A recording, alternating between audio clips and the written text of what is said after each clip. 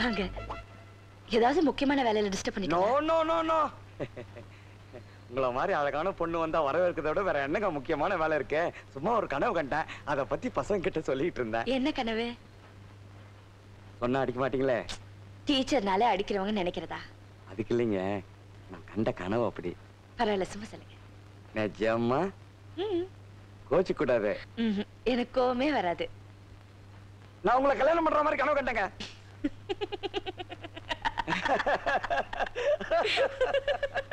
நல்ல ஜோக்கு. ஜோக்குன்றீங்க? ஐயோ, நான் வந்த வேலையை மறந்துட்டேன். உங்களுக்கு தேங்க்ஸ் சொல்லிட்டு போலான்னு வந்தேன். எதுக்குங்க? அந்த பொண்ணு அனு பயங்கர சுட்டி. அதுக்கு டியூஷன் சொல்லி கொடுக்கிற வேலை வாங்கி கொடுத்தீங்களே, அதுக்காக தேங்க்ஸ். அவன் என் ஃப்ரெண்ட் ஏஆர். எப்படி? அவரோட எனக்கு பெருசா பிடிக்கல. அவன் ஒரு மாஜி எம்எல்ஏ, அது தெரியுமா உங்களுக்கு? அப்படியா?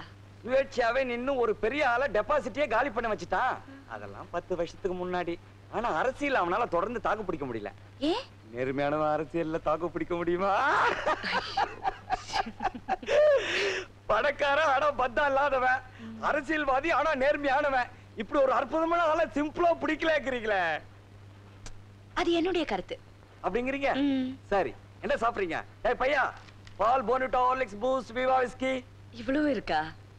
இதெல்லாம் கிடைக்காதுன்னு சொல்ல வந்தேன். டீ சாப்பிடுறீங்களா? குணம் மனம் நிறைந்த ஏலக்காட்டி, நம்பி சாப்பிடலாம். நான் போர்ன்விட்டா தான் குடிப்பேன். அடுத்த முறை வரும்போது உங்களுக்கும் சேர்த்து கொண்டு வரேன். வரேங்க. Thank you.